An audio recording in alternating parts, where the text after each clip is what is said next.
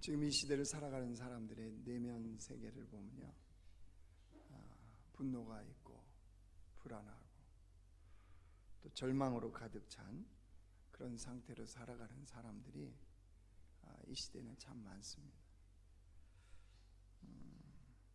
그런 이제 내면에 쌓인 이런 분노나 절망 또 이래 불안이요, 어떤 현상으로 나타나냐 그러면 우울증이나 또 조울증이나 공황장애 같은 이렇게 마음의 병으로 이게 나타나게 됩니다. 물론 기질적인 요인 때문에 이게 이제 생기는 사람들도 있어요. 근데 대부분의 사람들은 삶의 환경적인 요소 때문에 이제 이게 생긴다고 합니다. 그러다 보니까 그 분노와 절망과 또 불안이 감정들로 이제 표출이 되는 거예요. 내면에 있던 것이 감정들로 표출이 돼서 심각한 사회적인 문제를 일으키죠. 우리가 흔히 요즘 들어본 묻지마 범죄가 바로 그런 내면의 세계가 표출되는 겁니다. 왜 이게 문제인가요? 아무런 관계없는 사람을 폭행을 하죠. 그런 사람들에게 폭력을 저지릅니다. 또 살인까지 하죠. 범행 동기를 조사해 보면 황당합니다. 이유가 없다는 거예요. 왜 그 사람을 해코지했느냐? 이유가 없다는 거예요. 이게 지금 이 시대를 살아가고 있는 사람들의 불안한 내면의 세계가 표출되는 모습입니다. 이런 황당한 사회의 한 단면을 보여주는 게요, 2018년도에 이창동 감독이 만든 영화가 한 편 개봉이 됐습니다. 버닝이라는 이 영화였는데 저는 이 영화는 못 봤습니다. 못 봤는데 영화 평론 그걸 통해서 어떤 내용이고 또 어떻게 진행되고 이창동 감독이 무엇을 관객들에게 시사하려고 하는지 이런 것을 알게 되었습니다. 내용은 이런 거예요. 주인공이 젊은 이제 청년인데 주인공이 나오는데 처음부터 끝까지 이게 반쯤 정신이 나간 상태로 나온 겁니다. 사회의 한 단면을 보여주기도 하는데 자신의 삶이 너무 힘든 거예요. 좀 가난의 늪을 벗어나려고 온갖 아르바이트를 다 하는데 아버지 때문에 안 되는 거예요. 아버지가 저질러 놓은 그 벌려놓은 일들 뒷수습하기도 바쁜 거죠. 그리고 아버지는 감옥에 들어가 있고 자기는 그 일 수습하고 있고 너무나 힘겨운 삶을 살아가는 거예요. 점점 더 늪에 빠진 거예요. 그러니까 감독이 사실은 이 시대 젊은이들의 그 고단한 삶에 대해서도 표출하고자 하는 그런 마음이었습니다. 이렇게 힘겹게 살아가는 주인공의 삶과 전혀 다른 세계의 사람이 나타납니다. 벤이라는 사람인데 전혀 다른 세계의 삶이에요. 서로 이해 못하는, 그죠? 이 주인공이 바라볼 땐 전혀 이해 못하는 세계의 사람, 강남이나 이렇게 살아가면서 왜 그런 자기가 생각하지 못하는 세계를 살아가는 사람이에요. 근데 결국 그 사람을 죽입니다. 그리고 차에 불을 지릅니다. 자기는 벌거벗은 상태로 낡은 트럭을 타고 이제 도망을 치는 모습으로 영화가 딱 끝나요. 뭘 얘기하려는 건지 대충 보이지 않습니까? 이 시대가 지금 그런 상황으로 사람들의 삶이 지금 살아가고 있는 거예요. 이런 시대 속에 우리는 놓여 있거든요. 이런 시대 속에서 그리스도인으로 살아간다는 거, 이게 어떻게 살아가야 될까요? 아니, 어떻게 보면 그게 우리하고는 전혀 무관하다, 그럴 수는 없잖아요. 사실 그 주인공의 힘겨움과 같이 우리의 삶에도 그런 힘겨움들이 있거든요. 갈등이 있거든요. 분노가 있거든요. 이런 것들을 어떻게 뛰어넘는, 신앙이라는 것이 어떻게 그것을 뛰어넘는 힘이 되냐는 거죠.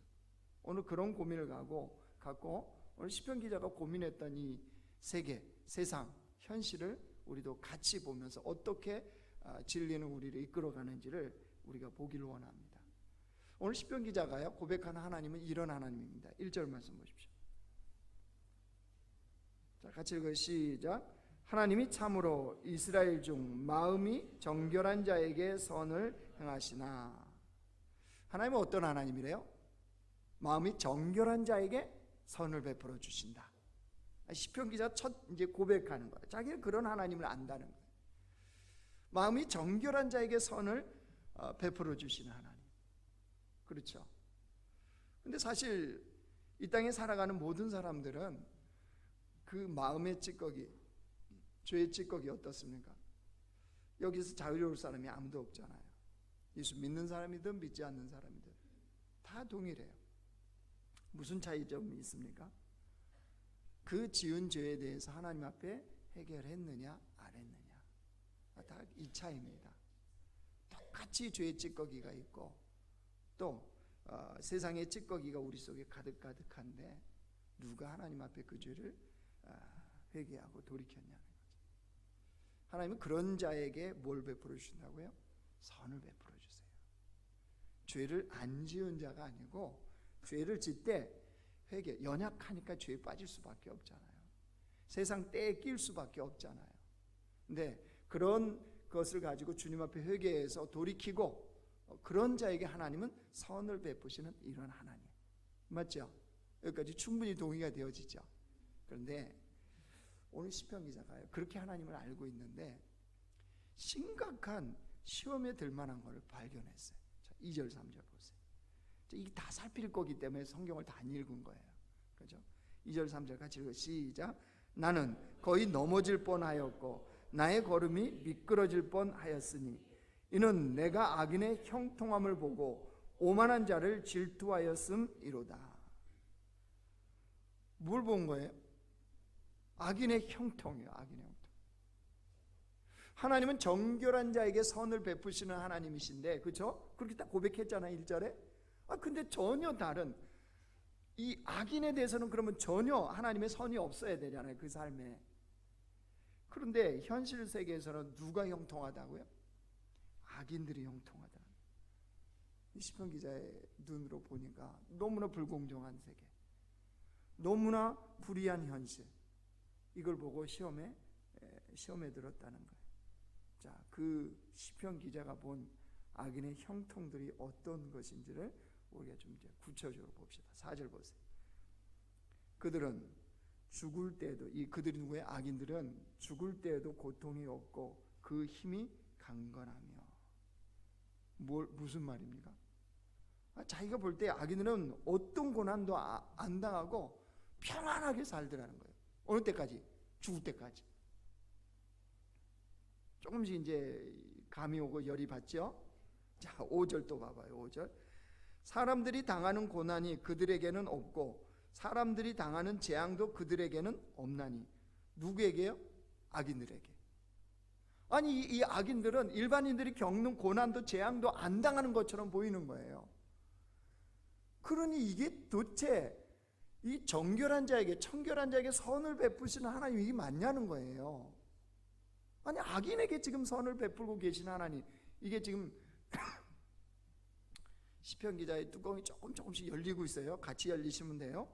6절 또 봐봐요. 6절 같이 읽어. 시작. 그러므로 교만이 그들의 목걸이요 강포가 그들의 옷이며. 교만과 강포, 그죠? 그걸로 온몸을 둘렀다. 이게 무슨 말입니까? 교만해서 이들은 어떤 짓을 저질러 놓고 후환이 두려워하지 않는다는 거예요. 이 담대함이 아니라 그냥 제멋대로 산다는 거예요. 누가요? 악인들이요. 우리 주변에 보여요, 안 보여요? 많이 보이지 않아요. 사실은 눈을 닫아서 그렇지 우리 주변에도 이런 사람들 얼마나 많은데요. 그러니까 하나님 믿는 자로서 현실적인 이 아이러니 속에서 지금 시편 기자가 시험에 딱 들어버린 거예요. 자기가 분명히 이런 하나님을 알고 있는데 어떻게 현실이 이렇게 펼쳐지냐는 거예요. 그뿐이 아니에요. 7절 또 가보세요. 살찜으로 그들의 눈이 솟아나며 그들의 소득은 마음의 소원보다 많으며. 뭐 한다는 거예요? 온갖 악한 음모, 계획, 그걸로 다 가득 찼다는 거예요. 누가요? 악인들이. 그러니까 이들은 앉으나 서나 죄 지을 생각만 한다는 거예요. 앉으나 서나. 그죠? 우리는 그래도 선한 양심이 있어서 어떻게 하면 주의 뜻에 맞게 좀 할까? 좀 어떻게 할까? 이 고민이라서 하죠. 이들은 어떻게 한다고요? 어떻게 하면 이때에도 부동산을 통해서, 주식을 통해서, 또 권력을 통해서, 그죠? 뭐 다 이렇게 줄 타는 거지 뭐 이러면서 이러고 있다는 거예요. 자, 9절 잘 안 와닿는가 봐요. 자, 8절 보세요. 8절 시작. 그들은 능욕하며 악하게 말하며 높은 데서 거만하게 말하며. 능욕하며 학대하며 협박하는 거. 이게 이제 이들의 특징이에요. 그러니까 소위 요즘으로 얘기하면 뭐예요? 갑질이요, 갑질. 그죠? 갑질을 그냥 서슴없이 저지른다는 거예요, 이들은. 그런 갑질하는 거 보고 우리 얼마나 분노했습니까? 그죠? 갑질해서 문 닫은 피자집도 있잖아요. 아시죠? 미스 피자는 아니고 있잖아요, 그거. 9절 또 보세요, 9절. 같이 읽어서 시작. 그들의 입은 하늘에 두고 그들의 혀는 땅에 두루 다니도다. 입과 혀가 하늘에 있고 땅에 있다는 건 무슨 말이겠습니까? 하나님을 향해서 뭐 한다는 거? 비방하고 사람들을 향해서는 악한 말을 내뱉는다는 거예요. 누가요? 악인들이. 자, 어떻습니까? 우리가 살아가고 있는 시대에 우리가 바라보는 그 악인들, 그죠? 악인이라고 취급하는 그들이나 이 시편 기자가 살았던 이 시대의 악인들이나 별반 다른 거 없지 않습니까? 그죠? 하는 것이나 이런 거 보면 별반 다른 게 없어요, 사실은. 근데 시편 기자를 더 뒤집어지게 하는 일은요, 이게 문제였어요. 12절 가보세요. 12절 같이 읽어요. 시작. 볼지어다 이들은 악인들이라도 항상 평안하고 재물은 더욱 불어나도다. 자, 어떻습니까?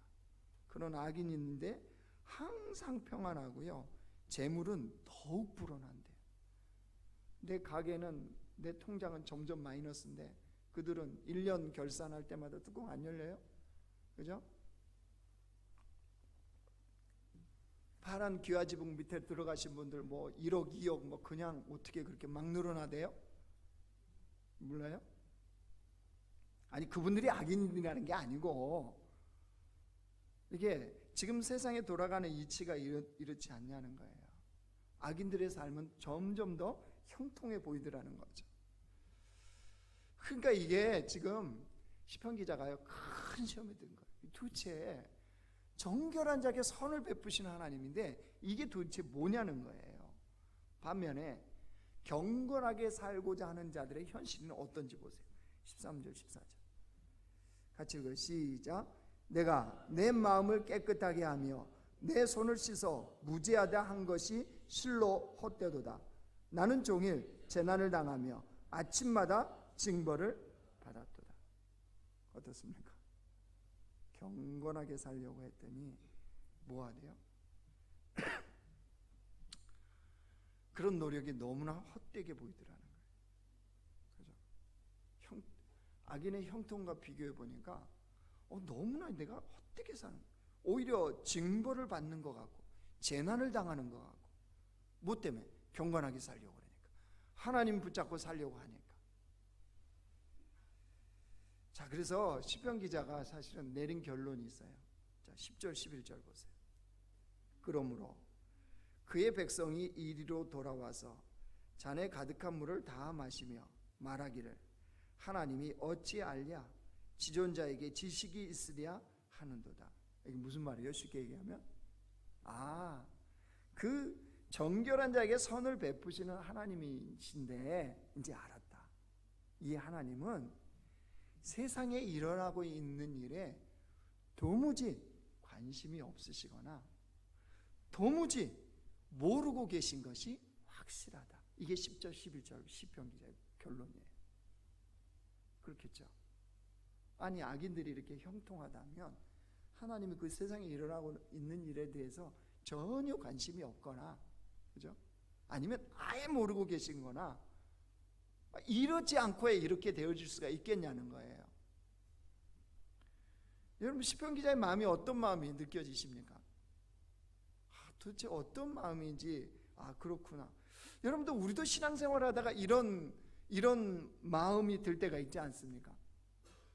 하나님을 추구하고 주님을 따라가고 주님을 살다 보는데 현실적인 어려움에 탁 부딪혔을 때, 그렇죠?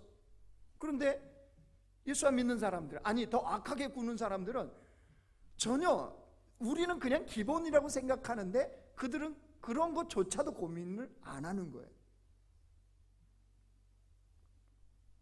지금 여러분 딴 세계 살다 오신 거 아니죠? 내가 이상한 삶을 살고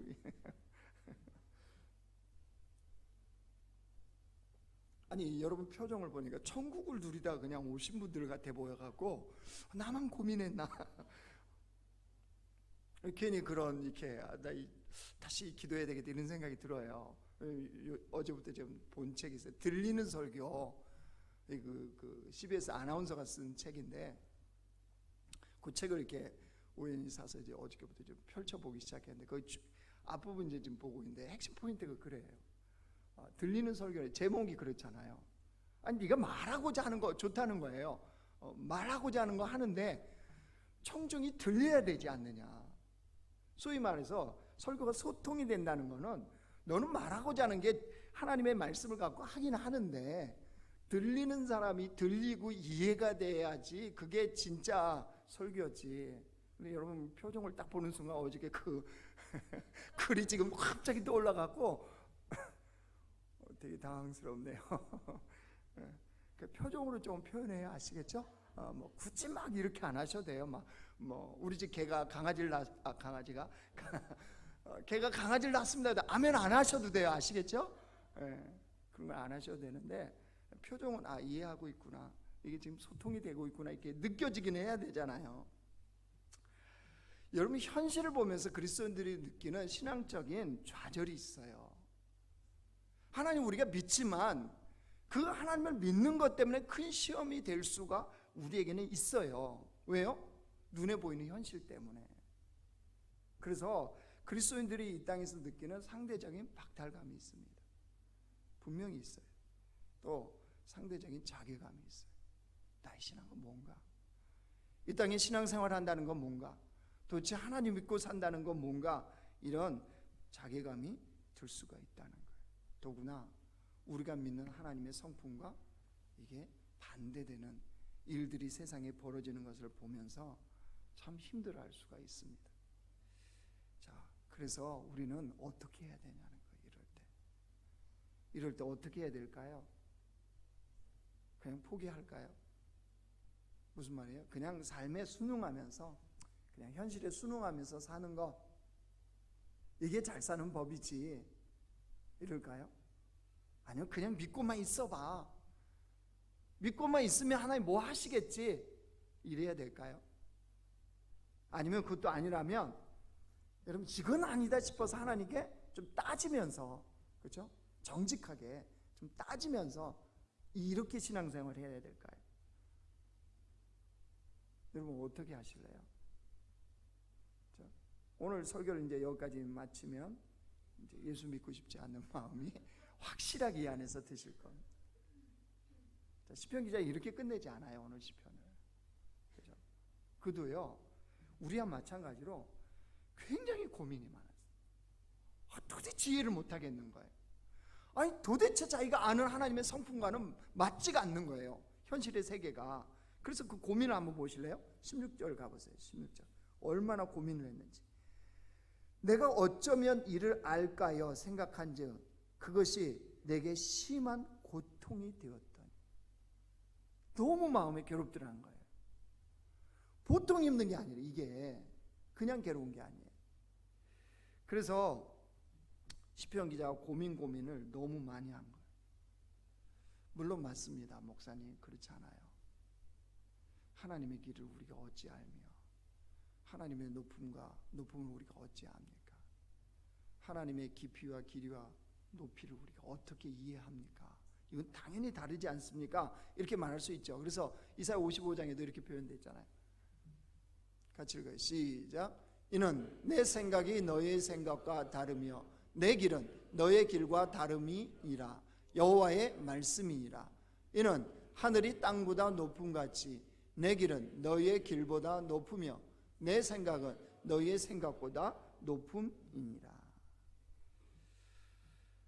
하나님의 일을 다 이해할 수는 없죠. 우리가 분명히 맞습니다. 하나님의 계획을, 하나님의 하시는 일을 우리는 다 이해할 수는 없어요. 그렇죠? 그렇다고 그래서 보이는 현실과 내가 믿는 신앙이 이게 너무 차이가 나는데, 상대적인 박탈감이, 신앙적인 자괴감이 드는데 아니라고 그거가 더 문제지 않습니까? 그 차라리 정직하게 하나님 앞에 따지는 게 안 맞아요? 하나님, 내가 아는 성품은 이건데 도대체 현실은 뭡니까? 이럴 수 있잖아요. 아마 시편 기자도 그 뚜껑이 열려서 드디어 못 참고 고민 너무나 고민이 되어서 하나님께 따지려고 아마 갔던가 봐요. 이제 이게 어디로 갔느냐가 중요한 거예요. 그죠? 호프집으로 갔느냐, 당구장으로 갔느냐, 하나님께 따지려고, 아니면 악인의 집으로 갔느냐. 시편 기자는 어디로 갔는지 보십시오. 자, 17절 같이 읽어요. 시작. 하나님의 성소에 갈 때에 그들의 종말을 내가 깨달았나이다. 하나님의 성소에 들어갈 때에야 그들의 종말을 내가 깨달았나이다. 누구요? 악인들의 종말.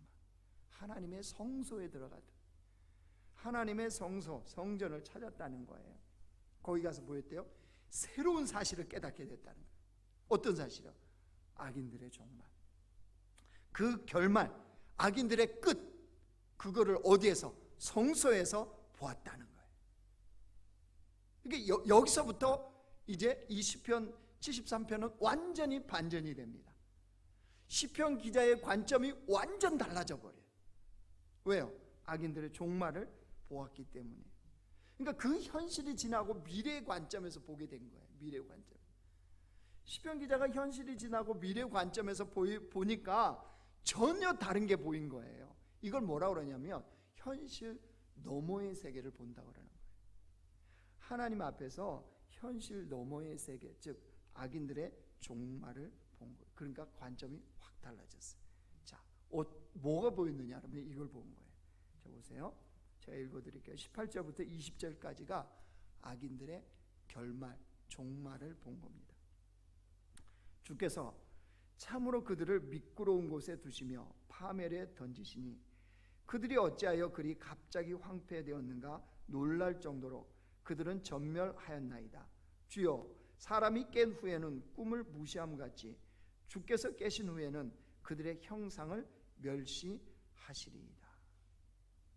이게 무슨 말씀인지 아시겠습니까? 뭐 알 것 같기도 하고 모를 것 같기도 하고 그렇죠? 그래서 이제 목사가 필요한 거예요.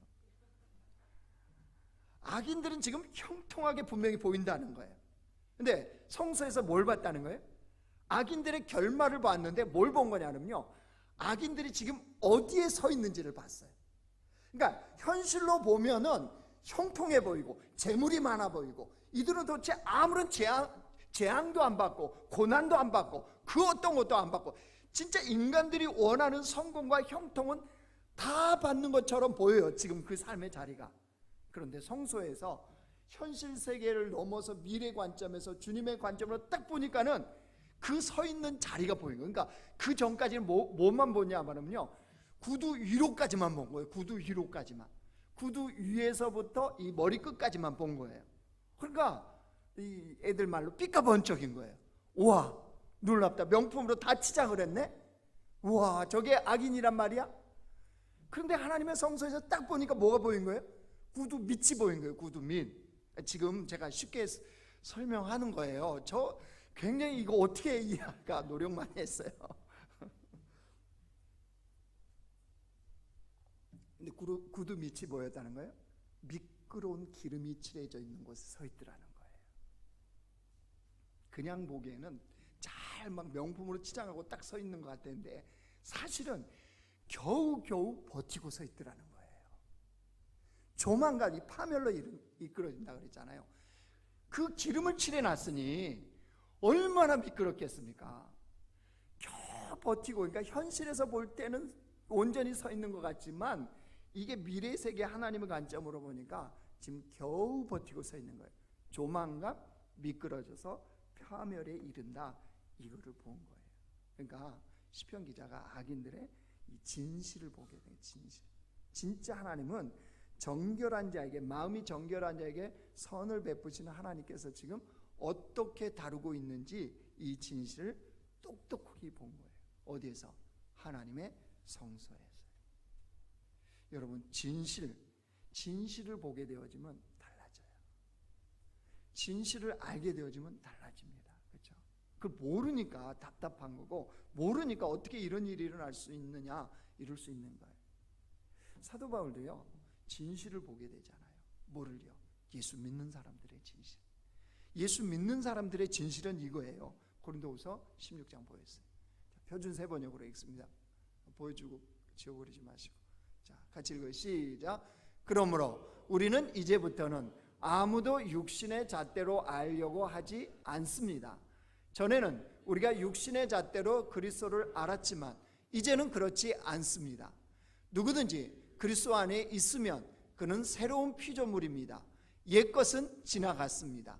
보십시오. 새 것이 되었습니다. 어저께까지도 옛것. 그렇죠? 예수 믿는 사람은 날마다가 뭐라고요? 새 것. 그냥 새 것이 아니고 예수님 안에 새 것.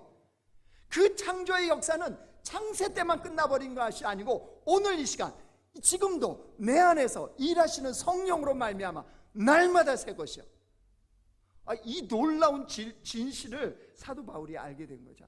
우리만 모르는 거예요. 그래서 옆 사람한테 알려주세요. 당신은 새 것이 되었습니다. 시작. 10년 전 말고요. 오늘 지금도 내 안에서 주님께서는 새 것으로, 새 역사로 지금도 일하고 계시다고요. 이 그리스도인의 실체를 누가요? 바울이 본 거예요. 바울의 인생이 왜 그렇게 살았는지는 여러분 이 진리를 본 사람들은 다른 거예요. 그래서 그리스도인들은 이 땅에서 그런 현실 속에서 하나님과 하나님 나라의 관점의 눈이 열려야 된다는 거예요. 하나님과 하나님 나라의 관점의 눈이 열리면 새롭게 보는 진실들이 있어요. 그죠? 그걸 봐야 그리스도인답게 사는 거예요. 다른 사람들이 이해 못하죠. 왜? 현실 너머를 못 보니까. 여러분 그리스도인이라는 것은 현실 너머의 세계를 보는 거예요. 즉 하나님과 하나님 나라의 관점에서 볼 줄 알아야 돼요. 그 사건을, 그 일을. 그죠? 나는 하나님의 가능성이고 싶다라고 하는 그 책이 2권이 나왔어요. 아시죠? 조현영이라는 청년이 썼는데, 이 청년이 그 이제 대학을 졸업하고 오래간만에 그 대학 때 이렇게 같이 교제를 했던 선배를 만난 거예요. 선배를 오래간만에 만났는데 선배가 굉장히 얼굴이 어둡고 근심이 가득 찬 거예요. 이 이유를 알고 봤더니 미국의 대기업의 스카웃이 됐어요. 그 선배가 스카웃이 돼가지고 지금 연봉도 이제 억대가 되었대요. 연봉도 억대가 되었는데 자기 목표하는 바, 그죠? 목표하는 바가 있어서 그 목표를 향해서 달리다 보니까 힘들기도 하고 또 긴장감도 있고 염려도 있어서 그렇다는 거예요. 근데 아무튼 자기는 지금 억대의 연봉의 그런 사람이 되었다라고 얘기한 거예요. 그러니까 이 후배로서 조현영 이 청년이 축하한다고. 조현영 청년도 지금도 무슨 거의 대표더라고요. 기업은 아니고 대표로 있는데 축하한다고 이제 말을 한 거예요. 그랬더니 그 선배가 하는 말이 이런 말이에요. 이게 참 제가 볼 때 세상 사람들이 말하는 거일 수 있겠어요. 남자분들은 좀 마음을 좀 다잡고 들으셔야 돼요. 굉장히 기분 나쁘거든요. 이런 말이에요. 이 청년 선배가 한 말이, 이 회사에서 연봉을 10억까지 올리는 게 목표야. 너도 얼른 분발해라. 남자로 태어났으면 못해도 연봉 10억은 되어야. 이 사람 말에 의하면 우린 남자 아니에요? 연봉 10억은 되어야 사회에서 인정받았다고 할 수 있는 거니까 이렇게 말하더라는 거예요. 그러면서 빨리 너도 잠재력이 있는 회사에 투자를 해라. 투자를. 이렇게 말을 하더랍니다. 솔직히 그 선배의 말을 듣고 탄탄대로를 걷는 이런 선배가 부럽기도 하더랍니다. 또 선배가 잠재력 있는 회사에 투자라고 그랬잖아요. 그러니까 자기 마음도 솔깃하더랍니다. 그래서 마음이 뺏길 뻔했어요. 자기도 솔직하게. 근데 하나님 말씀으로 정신을 차리고 진짜 뭐가 성공이냐, 이 땅에 살아가는 현실 속에서 뭐가 성공이고 뭐가 가치 있고 뭐가 참된 의미가 있는 인생이냐, 이거를 다시 깨달은 거죠. 그러고 나서 자기가 했던 일이 뭐냐 그러면요, 그 마음을 하나님께 내가 드리자. 선배는 잠재력 있는 회사에 투자라고 그랬잖아요, 너희 미래를 위해서. 근데 이 조은영 청년이 뭐냐면 자기가 적금 들고 있던 것을 깼어요. 깨서 이제 그 선배 말에 의하면 잠재력이 있는 회사에 투자해야죠. 근데 이 조현영 청년은 자기의 마음을 하나님께 드리기로 했잖아요. 그래서 이 물질적 어려움을 당하고 있는 선교사님들한테 나눠가지고 다 그냥 보냈답니다. 뭘 하려고 하는지 아시겠죠? 하나님 나라의 관점에서 보면요, 세상을 보는 눈이 달라져요. 왜 우리가 신앙생활을 하면서 신앙적인 이 상대적인 박탈감을 느끼고 자괴감을 왜 느끼느냐? 주님이 주고 계신 하나님도 아니고 일 안 하시는 하나님도 아니고 나를 향한 선한 계획이 변경된 것도 아니고 이 진리의 말씀이 바뀐 것도 아닌데 우리는 그 하나님과 이 진리 세계 사이 속에서 굉장한 갈등을 느끼는 거예요. 왜 그렇다고요? 아니, 살아계신 이 하나님의 관점에서 내 현실을 봐야 되는데 자꾸 내가 보려는 눈으로 보니까는 이런 현상이 생기는 거예요. 그러니까 신앙생활에다 시험 들었다고 이 시편 기자처럼 고민하고 갈등하고, 고민하고 갈등을 어디 가서 풀었느냐가 중요하다 그랬잖아요. 그렇게 풀었으면 답을 찾을 텐데 엉뚱한 곳에 가니까 결론은 뭐예요? 맞구나, 악인이 형통한 거야. 신앙은 그냥 사람들이 연약해서, 마음이 연약해서 그냥 뭐 의지하려고 하는 거 하나 붙드는 거야, 이 정도로만 취급을 해버린다는 거죠. 여러분, 사도 바울도 마찬가지예요. 사도 바울처럼 열심히 산 사람이 어디 있어요? 왜 그렇게 열심히 살았죠? 예수님 만나기 전에. 예수님 만난 후에도 열심히 살아요. 그렇죠? 요 이야기는 제가 다음 주 이제 설교할 거예요. 아니, 예수님 만나기 전에도 열심히 살았고 예수님 만난 후에도 열심히 살아요. 그러면 사도 바울이 열심히 산 이유가 뭐예요? 왜 이렇게 열심히 살았죠? 예수님 만나기 전에 최고의 자리에 오르고 싶었잖아요. 유대인으로서 최고의 성공의 자리에 오르고 싶었단 말이에요. 근데 예수님 만나고 나서 하나님의 관점과 하나님 나라의 관점에서 보니까 이게 전혀 아니거든요. 그래서 그가 했던 유명한 고백과 그의 삶의 진실은 이거였어요. 빌립보서 3장이요. 같이 읽어. 시작. 그러나 무엇이든지 내게 유익하던 것을 내가 그리스도를 위하여 다 해로 여길 뿐더러 또한 모든 것을 해로 여김은 내 주 그리스도 예수를 아는 지식이 가장 고상하기 때문이라.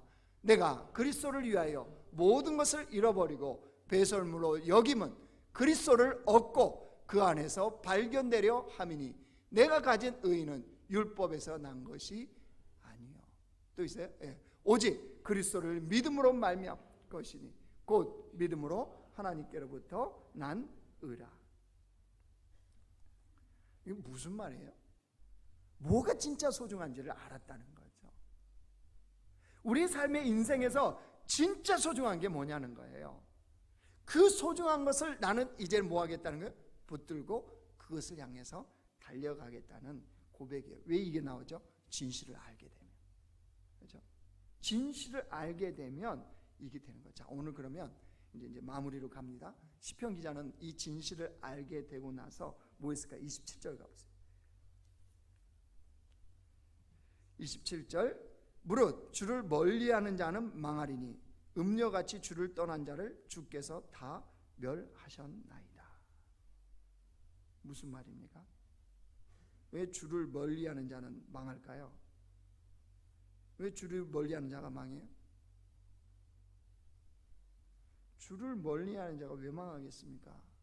주를 멀리하면 인생에서 길을 잃고 방황할 수밖에 없어요. 그렇죠? 주를 멀리할수록 인생이 방황이 됩니다. 인생의 길을 잃습니다. 왜 그래요? 왜 그러냐 그러면 그 길이 누구냐는 거예요. 요한복음 14장 6절 우리가 아는 말씀. 같이 읽어요. 보여주세요. 같이 읽어요. 시작. 예수께서 이르시되 내가 곧 길이요 진리요 생명이니 나로 말미암지 않고는 아버지께로 올 자가 없느니라. 인생의 그 올바른 길, 올바른 진리, 올바른 생명은 누구로부터 온다고요? 예수님으로부터. 그러니까 그 주님을 멀리하면 뭐로부터 멀어지는 거예요? 인생의 참된 길로부터 멀어지는 거죠. 인생의 참된 진리로부터 멀어지는 거죠. 참 생명으로부터 멀어질 수밖에 없으니까 그 인생은 망하게 되는 거예요. 악인의 형통이 아니라는 거예요. 그죠? 시편 기자는 그 진리를 드디어 알게 된 거예요. 그래서 이제 드디어 결단을 합니다. 28절 보세요. 이게 이제 마무리 결단이에요. 같이 읽어요. 시작. 하나님께 가까이함이 내게 복이라. 내가 주 여호와를 나의 피난처로 삼아 주의 모든 행적을 전파하리라. 뭘 결단했습니까? 이제 그래서 이 현실 속에 자괴감, 박탈감이 느껴지는 이 현실 속에 어떻게 보면 굉장히 고민이 되는 이 현실 속에서 뭘 결단합니까? 하나님께 가까이 하겠다. 하나님을 가까이 한다. 무슨 말입니까? 그런 현실 속에서도 주님을 신뢰하겠다는 거예요. 그런 현실 속에서도 주님을 사모하겠다는 거예요. 그런 현실 속에서도 하나님의 말씀을 기준으로 삼아 살겠다는 거예요. 그래서 어마어마한 무서운 결단을 합니다. 지금 시편 기자가 누구 입장에서 볼 때? 하나님 입장에서 볼 때. 무슨 결단을 해버렸어요? 이제부터 하나님이 자기에게 베푸신 모든 은혜를 낱낱이 증거하겠다는 거예요. 여러분, 이런 기도를 해야 돼요. 하나님, 내게 베푸신 그 은혜에 대해서 이제 내가 낱낱이 증거하겠습니다. 그러면 하나님 입장에서 안 부어주시면 누가 곤란해져요?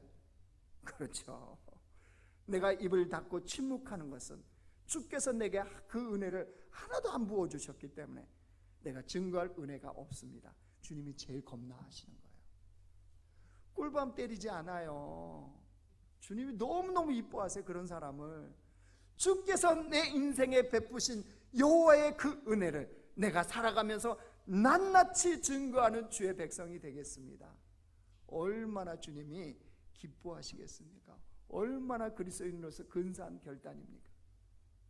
여러분, 이게 우리의 결단이 돼야 돼요. 어디에서?